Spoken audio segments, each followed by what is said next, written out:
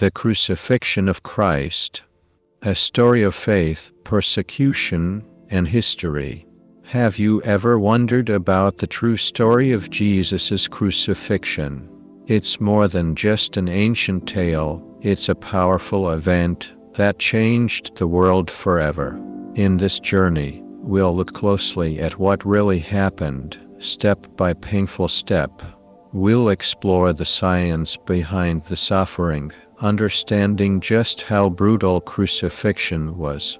We'll trace the main events from the final meal with his friends, through the harsh trials, and the grueling walk to the cross.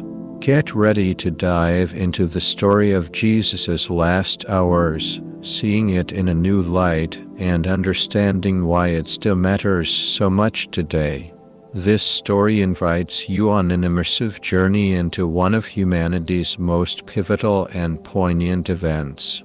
We will delve into the profound biblical narrative, interwoven with fascinating historical context and compelling scientific insights, to present a multifaceted account of the crucifixion of Jesus Christ. All numbers are written out for clarity. Part 1. The Last Supper, Farewell, Foretelling, and a New Covenant. It was the eve of Passover, a time of profound significance for the Jewish people, commemorating the liberation from centuries of slavery in Egypt. The air in Jerusalem buzzed with a fervent mix of spiritual anticipation and the bustling energy of hundreds of thousands of pilgrims who had converged from every corner of the vast Roman Empire. Amidst this vibrant, yet politically charged atmosphere, Jesus of Nazareth, a revered teacher, prophet, and healer, gathered with his 12 closest disciples in an upper room. This secluded space, meticulously prepared according to Jesus' own instructions, served as their final sanctuary before the storm. The atmosphere was intimate, filled with shared history and deep affection, yet it was subtly charged with an unsettling tension that only Jesus seemed to fully comprehend. This was to be their last meal together, a supper that would forever be known as the Last Supper, a pivotal moment of prophecy, teaching, and profound revelation in Christian tradition. According to the Gospels of Matthew, Mark, and Luke, during the sacred communal meal, Jesus performed an act that would become a central sacrament for billions across 2 millennia. He took unleavened bread, offered a solemn blessing, broke it with deliberate care, and gave it to his disciples, saying, "Take, eat, this is my body, which is given for you. Do this in remembrance of me." He then took a cup of wine, offered profound thanks, and passed it among them, saying, "Drink from it, all of you. For this is my blood of the new covenant, which is shed for many for the remission of sins." This institution of the Eucharist, or Holy Communion, symbolizes his ultimate sacrifice, the new covenant established through his shed blood, and provides a perpetual act of remembrance for his followers. Beyond the institution of this sacred rite, the Last Supper was a time of profound teaching and stark, unsettling prophecies that challenged his disciples' understanding. Jesus spoke openly of his impending departure and the coming of the Holy Spirit, the Comforter, who would guide them into all truth and remind them of his words. John 14:16-26. He sought to prepare his disciples for the trials ahead, offering words of solace amidst their growing confusion. "Let not your heart be troubled. You believe in God, believe also in me." John 14:1. He imparted deep spiritual truths, teaching them about abiding in him, the true vine, and bearing much fruit through their connection to him. John 15:1-8. He even gave them a new, radical commandment. "A new commandment I give to you, that you love one another, as I have loved you, that you also love one another. John 13:34, a cornerstone of Christian ethics. Earlier in the meal, he performed an astonishing act of humble service, washing the feet of his disciples, an act that deeply shocked them, especially Peter, who initially resisted. This demonstrated true leadership through servanthood, emphasizing that greatness in his kingdom was found not in dominance, but in selfless humility. If I then, your Lord and teacher, have washed your feet, you also ought to wash one another's feet. John 13:14.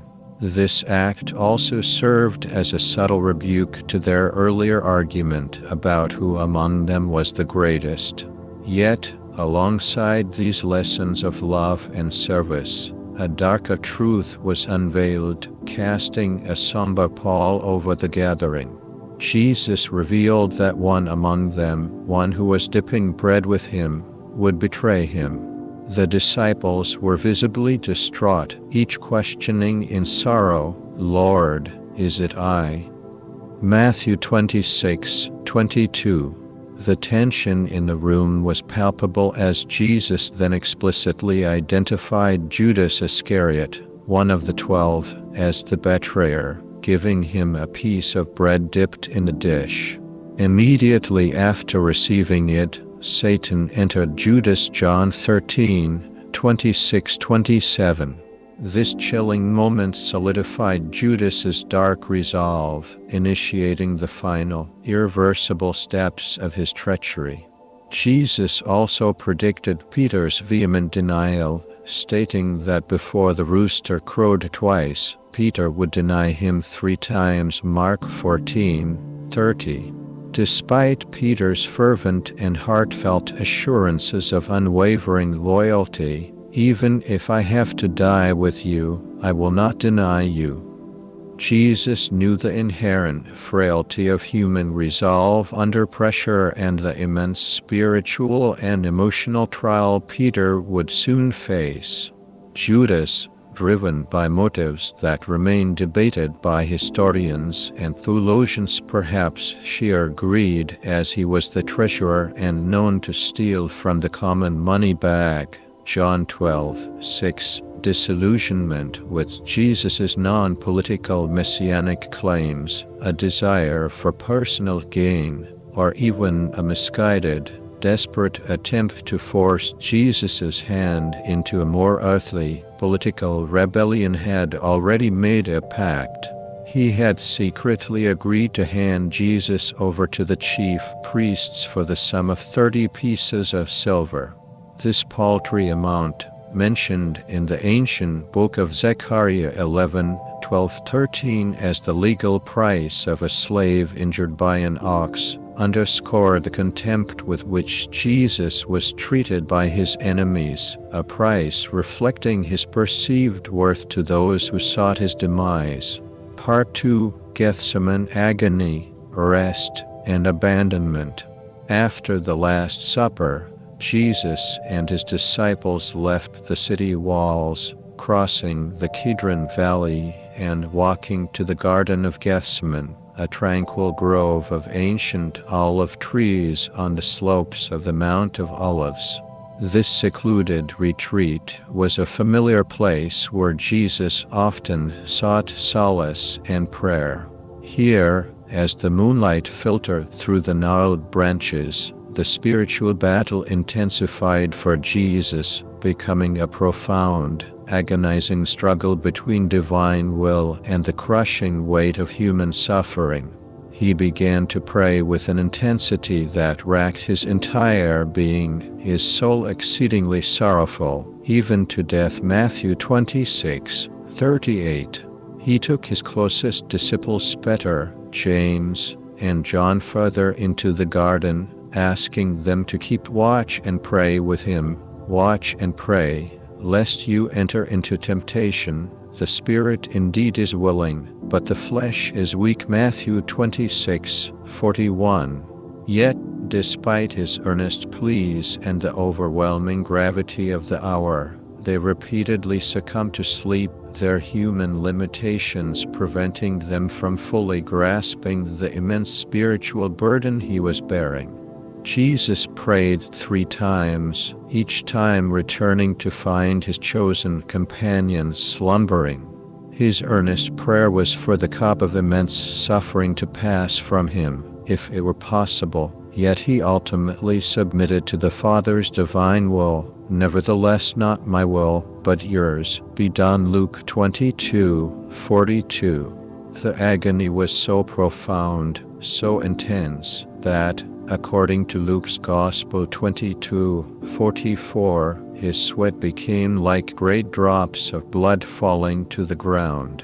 This rare medical condition, known as hematidrosis, though uncommon, is documented in medical literature as occurring under conditions of extreme emotional stress, fear, and profound mental anguish.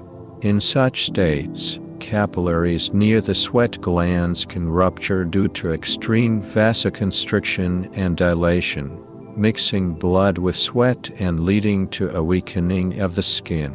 This pre-crucifixion trauma would have already begun to compromise his physical state, leaving him dehydrated, weak, and physically vulnerable before his capture, a body already prepared for further torment.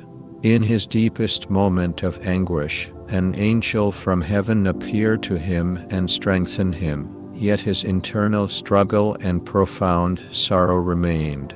It was in the serene garden, under the shroud of darkness, that the betrayal unfolded. While Jesus was still speaking to his sleeping disciples, the stillness was broken by the approach of a large, armed crowd. This multitude included Roman soldiers from the cohort stationed in Jerusalem, temple guards sent by the chief priests and elders of the people, and armed men with swords and clubs of formidable force assembled for one unarmed man, demonstrating the sheer fear and determined resolve of the authorities to apprehend him. Judas Iscariot, the betrayer, stepped forward and approached Jesus. With a prearranged signal, a kiss on the cheek, a gesture of affection twisted into an act of treachery, identified him to the arresting party. Jesus calmly addressed Judas, "Friend, why have you come?" Matthew 26:50. And then, with profound sorrow, "Judas, are you betraying the Son of Man with a kiss?" Luke 22:48. As the guards moved in to seize Jesus, Peter, in a desperate attempt to defend his Lord, drew a sword and, in a swift, misguided strike, cut off the right ear of Malchus, a servant of the high priest. But Jesus immediately rebuked Peter, "Put your sword in its place. Do you think that I cannot now pray to my Father, and he will provide me with more than 12 legions of angels? How then could the scriptures be fulfilled, that it must happen thus?" Matthew 26:50-54. Then, in an act of profound compassion, even in the moment of his arrest, he touched Malchus's ear and healed it. Luke 22:51. This final act of healing before his passion underscored his divine power and unwavering mercy, even as he willingly submitted to his captors, fulfilling ancient prophecies. He was then seized, bound, and led away, his journey into the depths of human injustice beginning in earnest. As the guards led him off, all his disciples, seeing him captured and their hopes seemingly shattered, forsook him and fled into the darkness, fulfilling yet another prophecy. Matthew 26:31. Part 3. The illicit trials, a cascade of injustice. Jesus' persecution began with a series of illicit and irregular trials, orchestrated by both Jewish and Roman authorities, all meticulously designed to secure a death sentence. violating numerous tenets of established law and justice. First, he was brought before Annas, the highly influential former high priest and father-in-law of the current high priest, Caiaphas. This was an informal, preliminary hearing, utterly lacking any legal standing under Jewish law. Annas questioned Jesus about his disciples and doctrine, attempting to extract incriminating information or force him into a self-incriminating statement. Jesus, knowing the illegality of the proceeding, calmly responded, "I spoke openly to the world. I always taught in synagogues and in the temple, where the Jews always meet, and in secret I have said nothing. Why do you ask me? Ask those who have heard me what I said to them. Indeed they know what I said." John 18:20-21. This dignified defiance of an illegal interrogation prompted a temple guard to strike Jesus across the face, saying, "Do you answer the high priest like that?" John 18:22, a swift, sharp taste of the physical abuse that was to come. From Annas, Jesus was then led, still bound, to Caiaphas, the current high priest, and the full Sanhedrin, the supreme Jewish court. This gathering had been hastily convened in the dead of night, a blatant violation of Jewish law, which explicitly stipulated that capital cases could not be tried at night, nor on the eve of a Sabbath or major feast like Passover. These laws were designed to ensure thorough deliberation, safeguard against hasty judgments, and allow for a full defense, none of which were afforded to Jesus. The accusations against him were many and varied, shifting as witnesses contradicted each other. The primary charges revolved around blasphemy for claiming to be the Son of God and the Messiah, and sedition for claiming to be King of the Jews, a title that directly threatened Roman authority and the fragile peace maintained by the Jewish leadership. The trials were fraught with glaring irregularities. False witnesses were brought forward, their testimonies often contradicting each other, failing to establish a consistent, credible charge that would warrant a death sentence. The Sanhedrin desperately sought any shred of evidence to condemn him, but even their paid perjurers couldn't agree. Finally, Caiaphas, frustrated and impatient, directly questioned Jesus, "Are you the Christ, the Son of the Blessed?" Jesus replied with profound certainty, "I am. And you will see the Son of Man sitting at the right hand of the power, and coming with the clouds of heaven." Mark 14:61-62.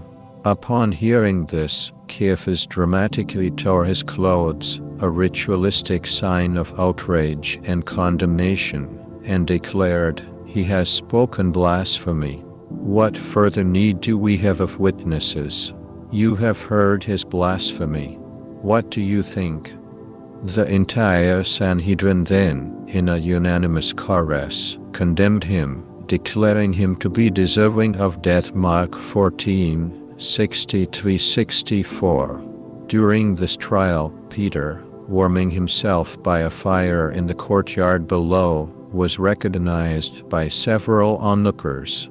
Terrified and succumbing to human weakness, he vehemently denied knowing Jesus 3 times, just as Jesus had predicted before the rooster crowed. Upon realizing what he had done, Peter went out and wept bitterly in remorse. Matthew 26:69-75. Following the condemnation by the Sanhedrin, Jesus was subjected to further horrific abuse at the hands of the Jewish guards and servants. The men who held Jesus mocked him relentlessly and beat him. They blindfolded him, then struck him on the face, daunting prophecy to us. Who is the one who struck you? And many other things they blasphemously spoke against him, adding psychological torture to the physical torment. Luke 22, 63-65. This systematic physical and psychological torment was inflicted even before he was formally handed over to the Romans. However, under Roman occupation, the Jewish authorities did not possess the legal power to execute a capital sentence. Therefore, early in the morning, Jesus, still bound and bruised, was led from Caiaphas's house to the Praetorium, the official residence of Pontius Pilate, the Roman governor of Judea, who held the ultimate authority for capital punishment. Part 4. The Roman interrogation and scourging. Calculated cruelty. Pontius Pilate, a pragmatic and often ruthless Roman ruler known for his disdain for Jewish customs and his short temper, found himself in a profoundly difficult and politically charged position. He interrogated Jesus, standing alone before the Roman procurator, asking, "Are you the king of the Jews?" Jesus calmly stated, "My kingdom is not of this world. If my kingdom were of this world, my servants would fight, so that I should not be delivered to the Jews, but now my kingdom is not from here." John 18:36. Pilate, recognizing Jesus' spiritual, not political, claims, found no substantial fault in him, sensing that the accusations stemmed from religious envy and political maneuvering by the Jewish leaders rather than any genuine crime against Roman authority. He declared to the Jewish leaders and the assembled crowd, "I find no fault in this man." Luke 23:4. Pilate attempted multiple times to release Jesus, seeking any avenue to avoid condemning a man he believed to be innocent. Hearing that Jesus was from Galilee, Pilate shrewdly seized an opportunity. He sent Jesus to Herod Antipas, the Tetrarch of Galilee, who was also in Jerusalem for the Passover festival. Pilate hoped Herod would resolve the issue and avoid a politically sensitive decision. Herod, a shallow and superstitious ruler, was initially thrilled to see Jesus, having heard much about him and hoping to witness a miracle. He questioned Jesus at length, but Jesus maintained a dignified silence, refusing to engage with his frivolous curiosity. Herod, along with his soldiers, then mocked him, dressed him in a gorgeous robe, a bright, showy, perhaps even dazzling garment. Luke 23:11, to ridicule his perceived claim to royalty, and sent him back to Pilate, signifying his own inability or unwillingness to condemn him. Back before Pilate, the governor made another attempt to free Jesus. It was customary during the Passover festival for the governor to release one prisoner chosen by the crowd, a gesture of goodwill. Pilate offered them a choice between Jesus and Barabbas, a notorious insurrectionist, robber, and murderer who had committed acts of rebellion and bloodshed. To Pilate's dismay, incited by the chief priests and elders who circulated among the crowd, the multitude clamored vehemently for Barabbas's release and for Jesus to be crucified. Even Pilate's wife sent him a message, warning him, "Have nothing to do with that just man, for I have suffered many things today in a dream because of him." Matthew 27:19. Despite his personal conviction of Jesus' innocence, and faced with the volatile crowd's escalating demands for crucifixion, Pilate, wishing to appease the populace and avoid a full-blown uprising that could jeopardize his precarious position with Caesar, symbolically washed his hands before the multitude. He declared himself innocent of Jesus' blood, shifting the responsibility onto them. "I am innocent of the blood of this just person. You see to it." Matthew 27:24. The crowd shouted back, "His blood be on us and on our children." Matthew 27:25. Pilate then delivered Jesus to be scourged, a brutal and terrifying punishment, and then crucified. The scourging itself was a horrific prelude to crucifixion, often leading to death even before the cross.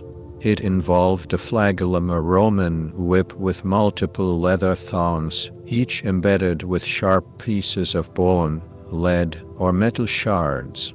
This instrument was meticulously designed to tear the flesh, expose muscle and bone, and inflict severe blood loss and traumatic shock.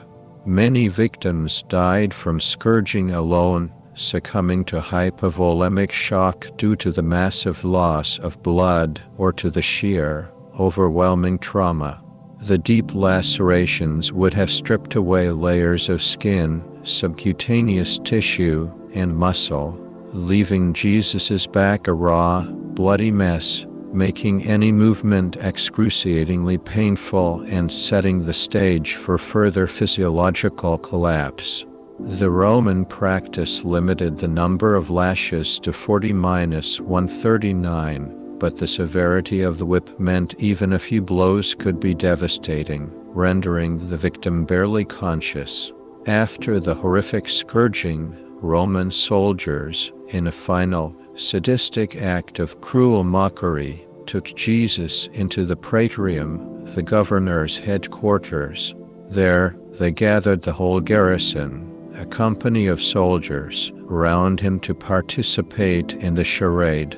They stripped him of his own blood-soaked garments, a painful process that would have adhered to his freshly opened wounds, causing another wave of intense pain and bleeding.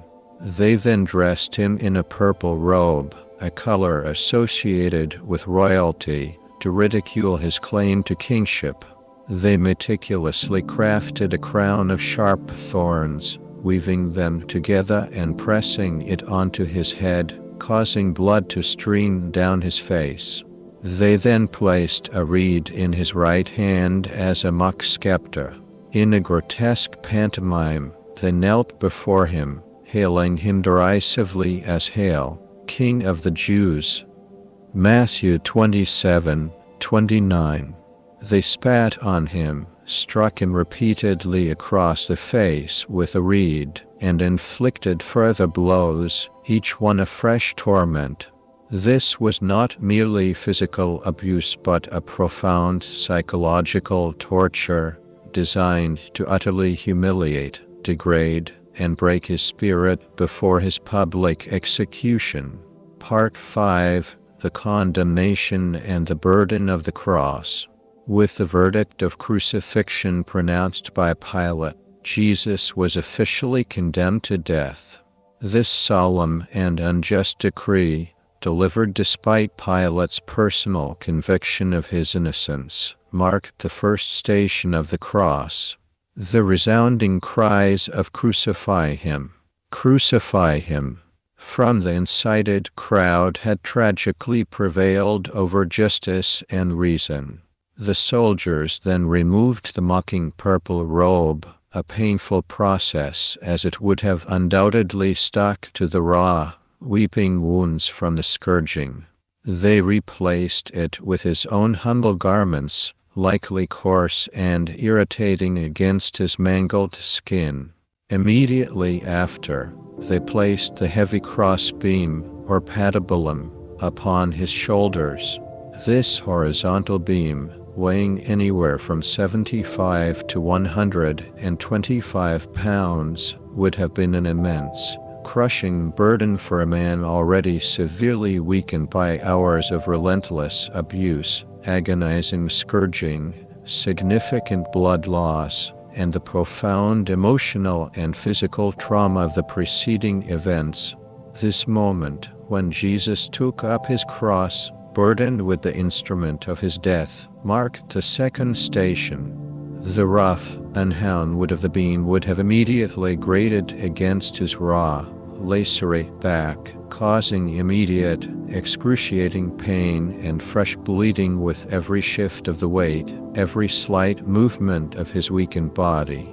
The journey to the crucifixion site, known as Golgotha, meaning place of the skull in Aramaic, perhaps due to its skull-like appearance or the presence of the skulls of executed criminals, was a public spectacle of humiliation and suffering. The path through Jerusalem's crowded streets was likely uneven, strewn with sharp stones, debris, and refuse, making every step a challenge for a man already teetering on the brink of collapse. Part 6. The Via Dolorosa Falls, Encounters, and Compassion. As Jesus began his agonizing procession through the city, his body, already pushed beyond its absolute limits, could not sustain the immense burden of the crossbeam combined with his debilitating injuries. He stumbled and fell, collapsing under the overwhelming weight of the cross and his own exhaustion. This first fall, the third station of the cross, would have sent jarring waves of pain through his dislocated joints and reopened every wound, his battered face hitting the rough ground, adding new cuts, abrasions, and bruising. The impatient and cruel Roman soldiers, rather than offering aid, would have roughly pulled him back to his feet, perhaps with kicks or blows, shouting and forcing him to continue. Amidst the jeering crowds and the merciless Roman soldiers, a profoundly poignant moment occurred. Jesus encountered his afflicted mother, Mary. This heart-wrenching meeting, the fourth station of the cross, would have been a moment of unbearable sorrow for both. Mary, witnessing her son's unimaginable suffering, his bloodied and bruised face, her heart pierced as Simeon had prophesied decades earlier, Luke 2:35, could only look on in helpless anguish. For Jesus, seeing his mother's profound grief would have added immense emotional pain to his already overwhelming physical torment, a silent communion of sorrow. As Jesus continued to falter, his strength rapidly diminishing with each agonizing step, the Roman soldiers, fearing he would die before reaching the execution site and thus deprive them of their macabre spectacle, compelled a man named Simon of Cyrene to help him. Simon, a passerby from North Africa who was likely in Jerusalem for the Passover, was seized by the soldiers and forced to carry the crossbeam for Jesus. Matthew 27:32. This reluctant assistance, the fifth station, highlights the extreme physical debilitation Jesus endured, as he was clearly no longer able to bear the crushing weight alone. Simon, though compelled, now shared the burden, walking in the footsteps of Christ. Further along the agonizing route, an act of unexpected compassion broke through the brutality. A woman named Veronica, filled with courage and pity, stepped forward. Braving the soldiers and the hostile throng, she approached Jesus and, with a clean cloth, tenderly wiped his blood-stained face. This simple yet profound act of kindness, the sixth station, provided a brief moment of comfort amidst the relentless cruelty. Tradition holds that Jesus' image was miraculously imprinted on the cloth, a lasting testament to this compassionate gesture. The relentless journey, the unceasing pain, the increasing blood loss, and the sheer exhaustion continued to take their devastating toll. Jesus, staggering forward, fell a second time, the seventh station of the cross. Each collapse would have been a fresh wave of unimaginable agony, a grinding of his raw back against the rough wood of the cross, a further tearing of flesh, and a renewed shock to his system. Again, he would have been brutally forced back up by the impatient soldiers. As he struggled onward, a group of women from Jerusalem wept aloud for him, their cries of sorrow echoing through the streets. Jesus, despite his own agonizing suffering, turned to them with profound compassion and said, "Daughters of Jerusalem, do not weep for me, but weep for yourselves and for your children. For indeed the days are coming in which they will say, 'Blessed are the barren, wombs that never bore, and breasts which never nursed.' Then they will begin to say to the mountains, 'Fall on us,' and to the hills, 'Cover us.' For if they do these things in the green wood, what will be done in the dry?" Luke 23:28-31. This compassionate warning, the eighth station, was a prophetic lament for the future destruction of Jerusalem and the immense suffering that would befall its people. Finally, just before reaching Golgotha, his physical strength utterly depleted, Jesus fell a third time, the ninth station of the cross. This final collapse underscored his utter physical breakdown, his body having given all it had, beyond any human endurance. Each fall would have exacerbated his internal injuries, further compromising his vital organs and contributing to the eventual cause of death. The soldiers, now desperate to finish the procession and fulfill their grim task, would have roughly dragged or forced him the remaining distance to the execution site. Part 7. The stripping and nailing, the ultimate humiliation. Upon arrival at Golgotha, the grim site of execution, Jesus was subjected to the ultimate humiliation before his death. This marks the 10th station of the cross. Jesus is stripped of his garments. The soldiers, in a final act of calculated dehumanization, roughly tore off his clothes. These garments would have adhered tightly to the congealed blood and fresh, open wounds on his scourged back, causing excruciating pain as they were ripped away. This act left him completely exposed and vulnerable, adding profound shame and indignity to his already unimaginable physical suffering. This fulfilled the ancient prophecy in Psalm 22:18, "They divide my garments among them, and for my clothing they cast lots," a chilling detail executed by the indifferent soldiers. With Jesus now naked, exposed, and vulnerable, the heavy patibulum would have been laid on the ground. The victim was then thrown down, often violently and without ceremony, onto the crossbeam. The soldiers would then proceed with the horrific act of nailing him to the cross. From a medical perspective, this was the moment of searing, unimaginable pain that would define the next hours of suffering.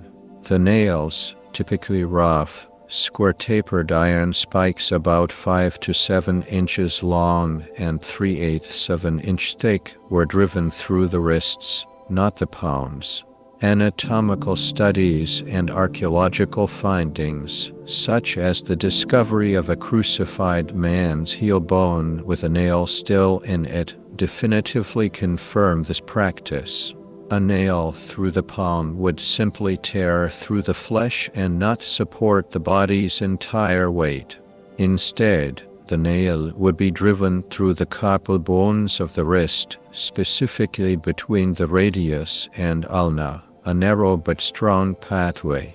This brutal action would inevitably sever or severely compress the median nerve, one of the largest and most crucial nerves in the arm.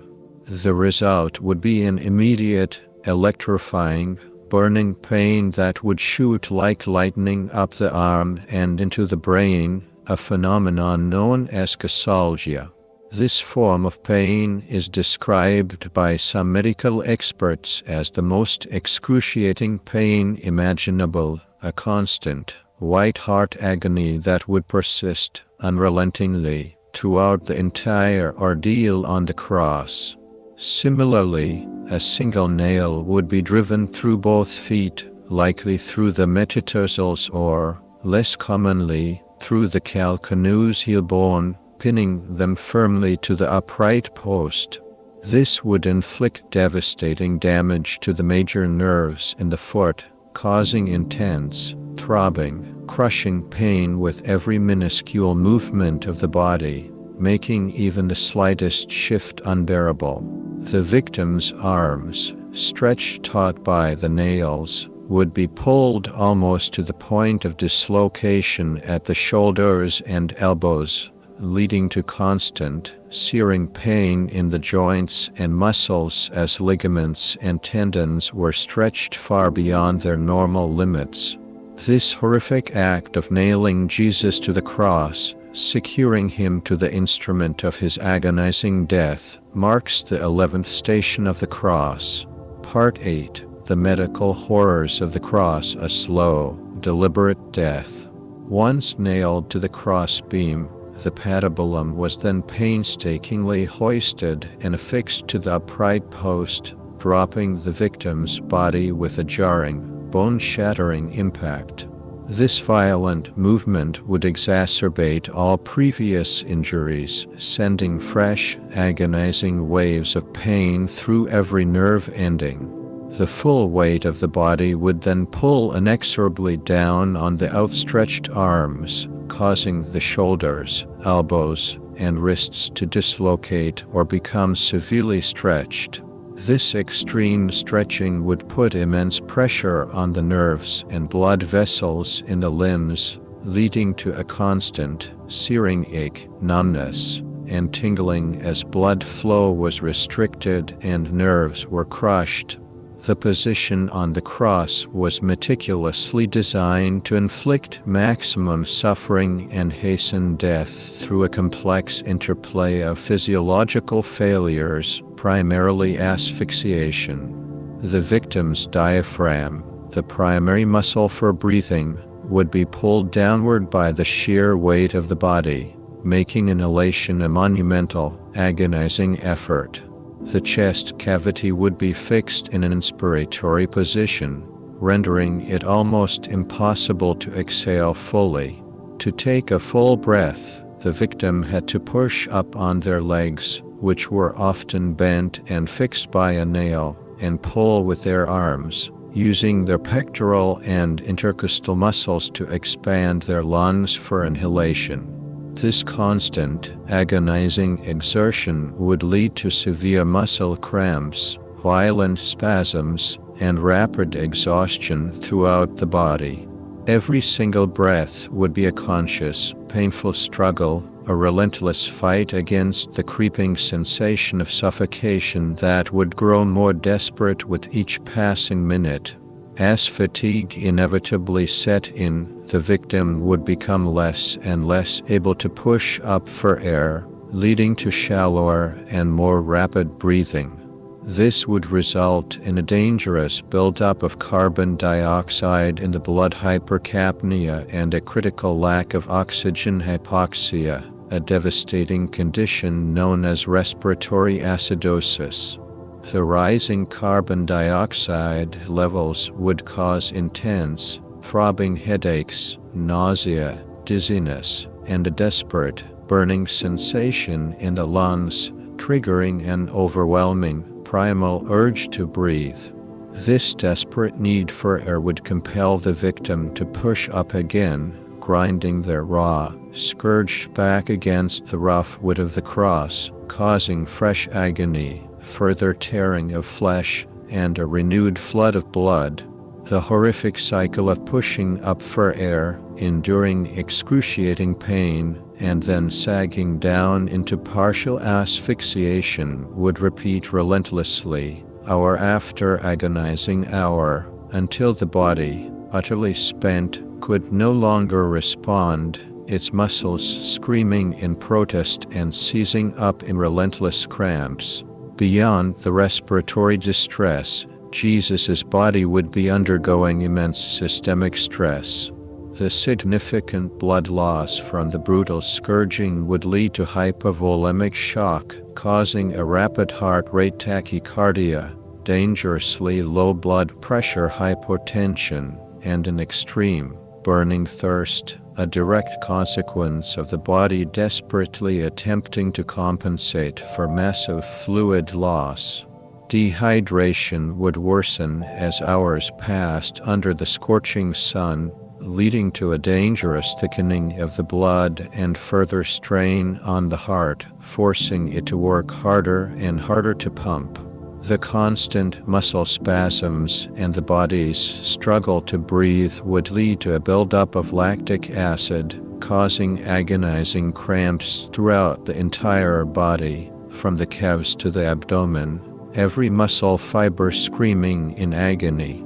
The heart, already severely strained from blood loss, dehydration, and the immense physical exertion of struggling for every breath, would be working overtime, potentially leading to arrhythmia, myocardial infarction, heart attack, and eventually, acute congestive heart failure. Added to this unbearable physical torment were the incessant taunts from the crowd and the religious leaders. He saved others, himself he cannot save. If he is the King of Israel, let him now come down from the cross, and we will believe him. Matthew 27:42. This relentless psychological torment denied him any moment of peace or dignity, intensifying his suffering. Jesus was crucified between two common criminals, one on his right hand and one on his left, fulfilling the ancient prophecy from Isaiah 53:12 that he would be numbered with the transgressors. Above his head, Pilate had ordered a sign to be placed, known as a titulus. It read, "Jesus of Nazareth, the King of the Jews," inscribed in 3 languages: Aramaic, the local language spoken by the people, Latin, the official language of the Roman Empire, and Greek, the common language of the Eastern Roman Empire.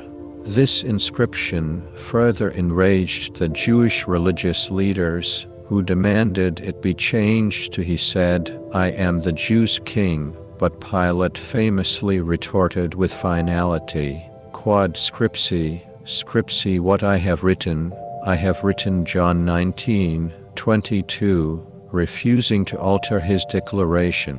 Part 9, the death on the cross and the aftermath. As Jesus hung on the cross, enduring unimaginable pain and the slow, suffocating grip of impending death, he uttered 7 recorded sayings, each profound in its meaning and revealing his character even in his absolute final moments. Among them were his prayer for his tormentors: "Father, forgive them, for they do not know what they do." Luke 23:34, words of comfort and provision for his beloved Mother Mary and the disciple John: "Woman, behold your son. Behold your mother." John 19:26-27, and expressions of his profound spiritual suffering and sense of abandonment: my God, why have you forsaken me?" Matthew 27:46, echoing the ancient cry of Psalm 22. He also declared his intense physical thirst: "I thirst." John 19:28, likely a direct consequence of the massive fluid loss from scourging, sweating, and severe dehydration. One of the criminals crucified beside him, recognizing Jesus' innocence and divine authority amidst his own suffering, rebuked the other criminal and humbly asked to be remembered when Jesus came into his kingdom. Jesus promised him, "Assuredly, I say to you, today you will be with me in paradise. Luke 23:43. Finally, with a loud cry, he declared the completion of his redemptive mission. It is finished. John 19:30, a cry of triumph, not defeat, signifying the fulfillment of all prophecy and his purpose. This momentous declaration, followed by his last breath, marked his death on the cross, the 12th station of the cross. With his final strength, he cried out with a loud voice, "Father, into your hands I commit my spirit." Luke 23:46, and then bowed his head and died. The Gospels describe a period of eerie, supernatural darkness that fell over the entire land from the 6th hour noon until the 9th hour 3 in the afternoon. This phenomenon, while not fully explained by natural scientific events as a solar eclipse is impossible during Passover, which occurs during a full moon, is presented as a miraculous event accompanying Jesus' death, emphasizing its cosmic significance. At the precise moment of his death, the massive, thick curtain in the temple, which separated the holy place from the most holy place and symbolized the separation between God and humanity, was miraculously torn into from top to bottom. Matthew 27:51, symbolizing the opening of direct access to God, no longer requiring a high priest as an intermediary. There was also a powerful earthquake, causing rocks to split apart and tombs to be opened, further underscoring the extraordinary, divine nature of the event. Witnessing these terrifying phenomena, the Roman centurion overseeing the execution exclaimed, "Truly this man was the Son of God." Matthew 27:54.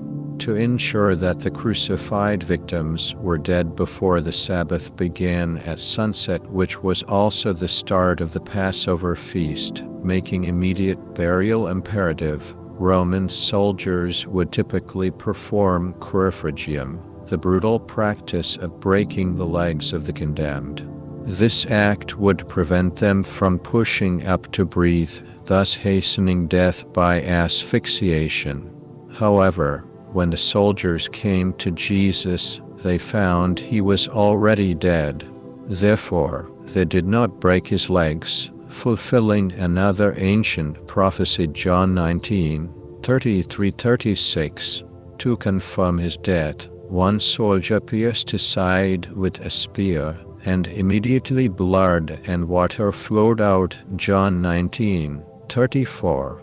Medical interpretations suggest this could indicate a rupture of the pericardial sac, the membrane surrounding the heart, which can fill with fluid during extreme stress and trauma, such as hypovolemic shock and congestive heart failure and pleural effusions, fluid accumulation in the lungs.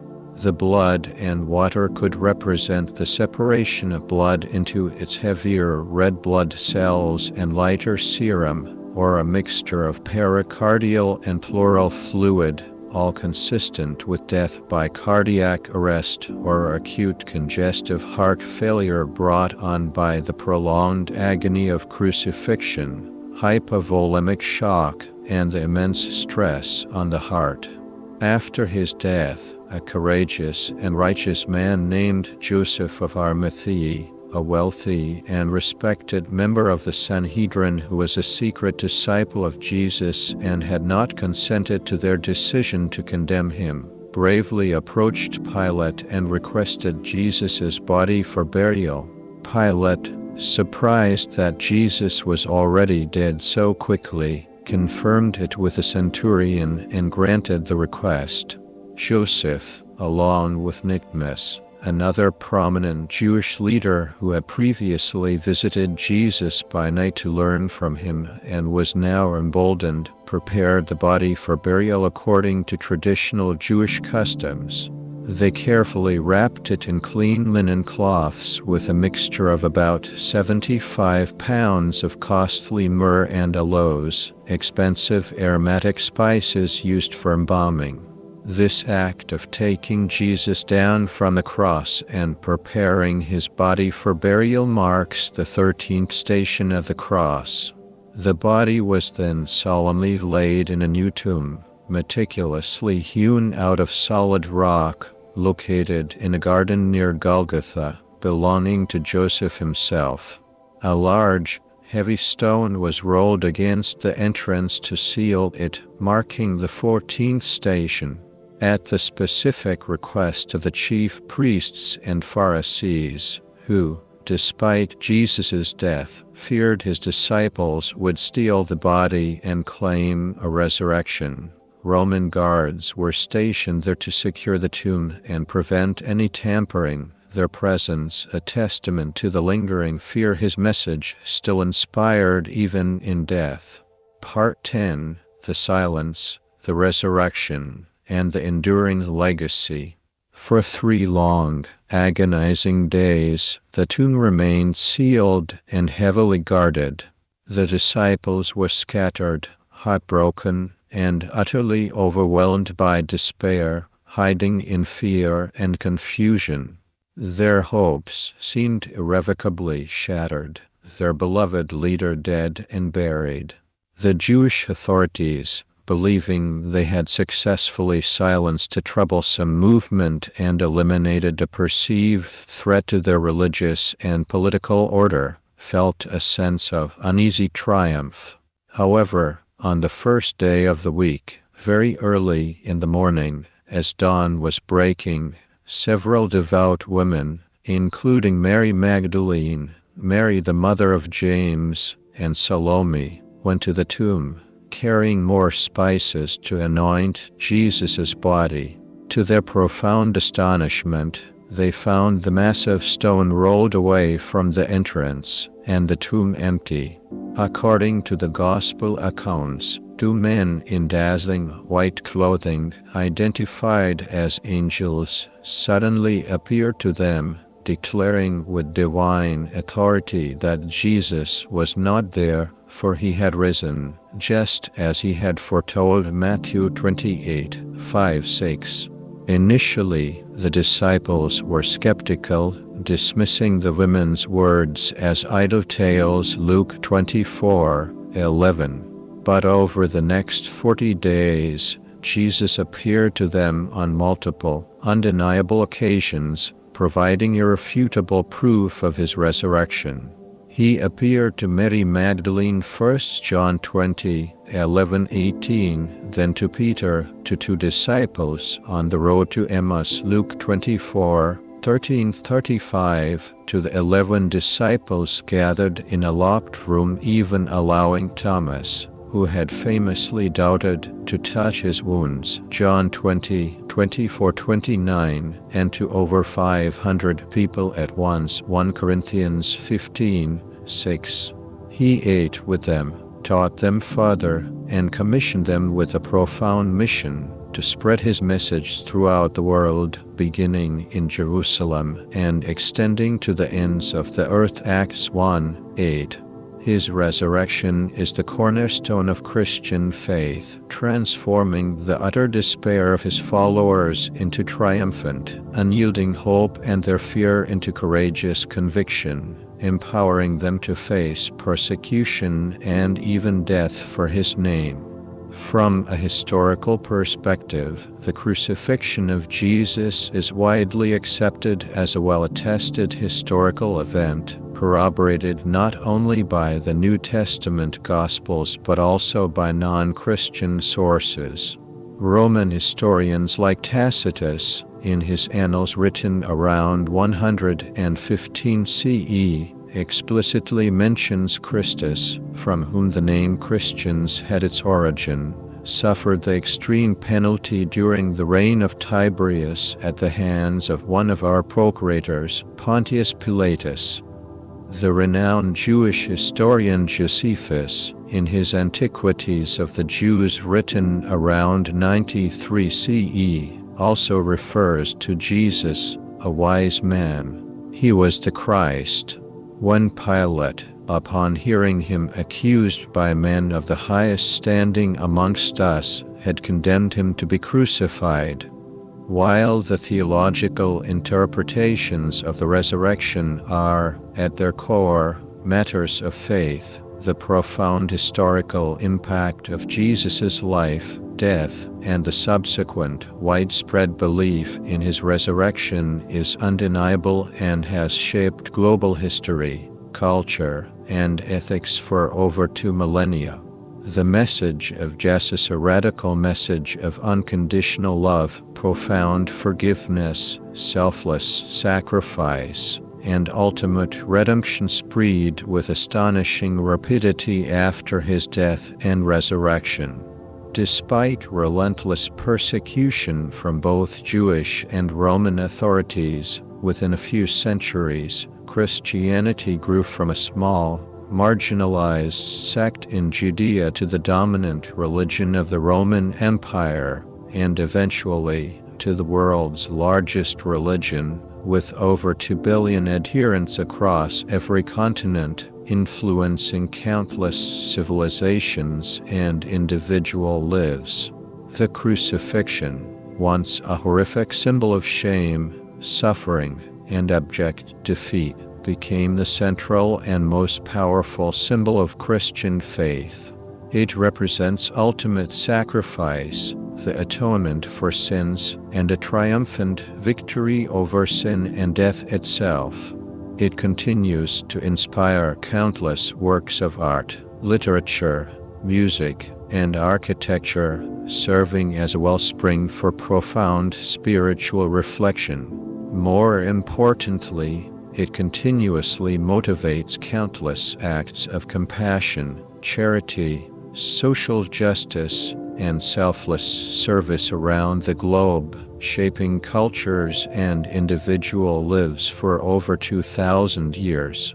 The story of the cross remains a profoundly resonant testament to unwavering faith, immense suffering, and the transformative, enduring power of hope and redemption, inviting all who hear it to contemplate its timeless meaning. As we conclude this profound journey, we've walked through the final, harrowing hours of Jesus Christ. We began at the Last Supper, a meal of both tender farewells and a stark prediction of betrayal. We then witnessed the agony in Gethsemane, where immense spiritual and physical suffering began, foreshadowed by drops of blood. The narrative continued through a series of unjust trials, first by the Jewish Sanhedrin, marked by false accusations and illegal proceedings, then by the Roman governor Pontius Pilate, who, despite finding no fault, condemned him to appease a furious crowd. The brutal Roman scourging and mocking rituals pushed Jesus' body to its limits, setting the stage for the ultimate sacrifice. We then followed Jesus on the Via Dolorosa, the painful road to Golgotha, where every step was an ordeal, marked by falls, encounters with his grieving mother, and acts of compassion. The stripping and nailing were moments of excruciating pain and profound humiliation, bringing to light the sheer physical horror of crucifixion. We explored the medical realities of death on the cross, a slow, agonizing suffocation compounded by shock, dehydration, and immense muscle cramps. Finally, we reflected on his last words, his death, the extraordinary events that accompanied it, and his burial. But the story doesn't end there. It culminates in the resurrection, which transformed the despair of his followers into an enduring hope and launched a movement that has shaped 2 millennia of human history.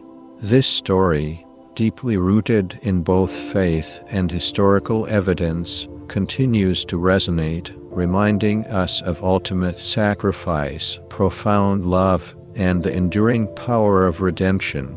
If this exploration has deepened your understanding and sparked your interest, please consider liking this video and subscribing to my YouTube channel for more in-depth stories and discussions.